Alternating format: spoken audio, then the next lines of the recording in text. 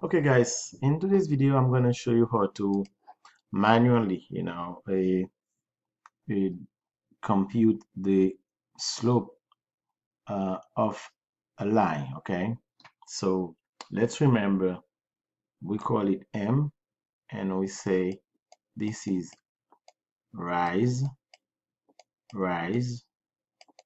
over when. What that means, the rise is different between the y value, and the when it's a difference between x value, which means rise different. Let's say it's like y1 minus, or excuse me, y2 minus y1 over x2 minus x1. Okay, that's the formula, which means in this case, let's say if I call this point A, okay, and I call this B. So let's say if I want to move from A to B, I will need to rise, okay, which means it's gonna be the difference between the y value. The y value for this one is 0, and the y value for this one is 4, okay. So I will need to count my rise, okay. It's 1, 2, 3, 4. That's my rise, okay, because this is different. So this is explained by the fact I have 4 minus 0 give me 4. So when I have to rise between from A to B, it's gonna be 1, 2, 3, 4. So which means my rise gonna be 4 over the rain. So I will rise, and then I will run to the up and run to the right. So it's still positive. Rise positive, and I go to the right, it's gonna be positive also. It's gonna be 1, 2, 3, 4, 5. So I'm gonna have 4 over 5. Okay. So how do we explain the 5?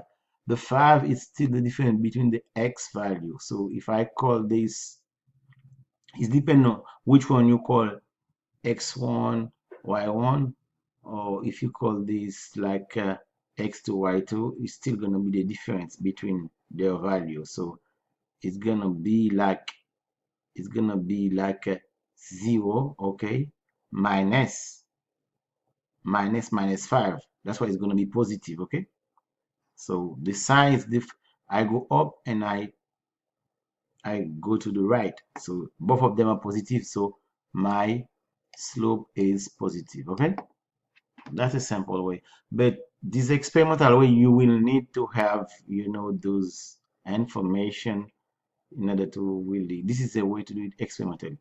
It's experimental way to do it without really using the formula y2 minus y1 x2. We didn't use it, we just count, okay? So let's try another example. Let's try this example to see. Let's try another example. What about this one? Oh, sorry. What about, let me clear. So the same thing, it's gonna be, so let's say I call this point A, and let me call this B. Okay, let me call this B. So if I want to go from A to B, what I'm gonna do, I have two choices, okay. I can decide first of all to rise, okay.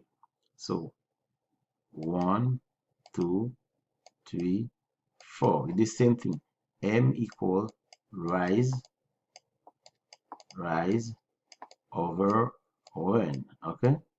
So what I'm gonna do, I'm gonna rise. It's gonna be 1, 2, 3, 4. I rise 4, so it's gonna be 4.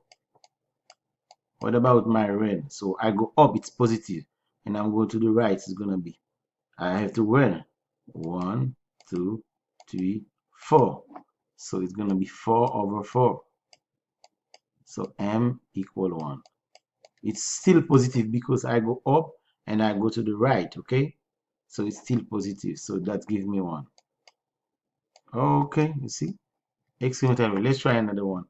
What about this one? Let's try another one. It's still the same logic. So let's try this one. So let me call the same thing, eh? Let me call this A. This one I call it A, right?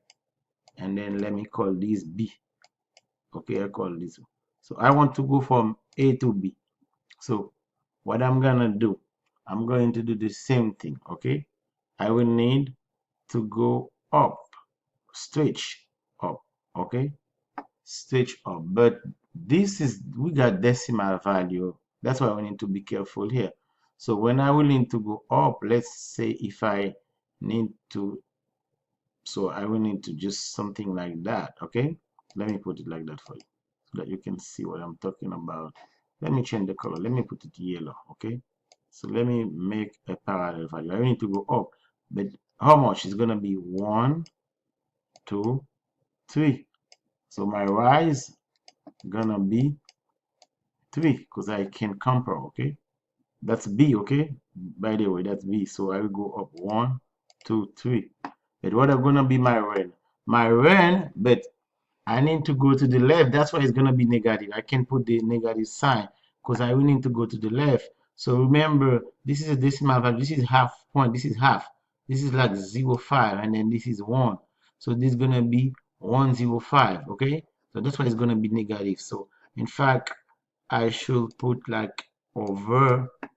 It's gonna be over minus 1.05. Why I put minus? Because I moved to the left. Okay, it's 2 over 1.05. This is gonna give me like, I can write it like that also, minus 3 over 1.05. Okay, that's the way we can write this one. It can be something like 30 over 15, right? And then, excuse me, it can be 30 over 15. This gives me like 2. Okay, this gives me like 2. M equal to. Okay, so you see, every time if you want to do experimental, you choose the the one point, the point A and the point B, and then, but in order to do that, you will need something like that generally. Okay, so you will need exactly this reference to, if you want to do the experimental. But what you want to remember, we did the same thing. When I say 1, 2, 3, so that we're gonna be the difference between the y. So y2, which is, this is the y2, this is the x2. Okay, this is the x1, and this is the y1. So y2 minus y1 is gonna be 3 minus 0. That's the one that gives me the 3. Okay, x2 minus what, x1 is going to be 0 minus the 1.5. Okay, so that's the way you should understand it. It's really easy. Well, in fact, we can choose whatever the graph of a line, and then use, but we will need to have this square to, if we want to do it in experimental way. Okay, in order to come to count, okay, the measure. Okay, we will need that. So I hope this really help you understand the idea of computing, the slope of a line. Okay.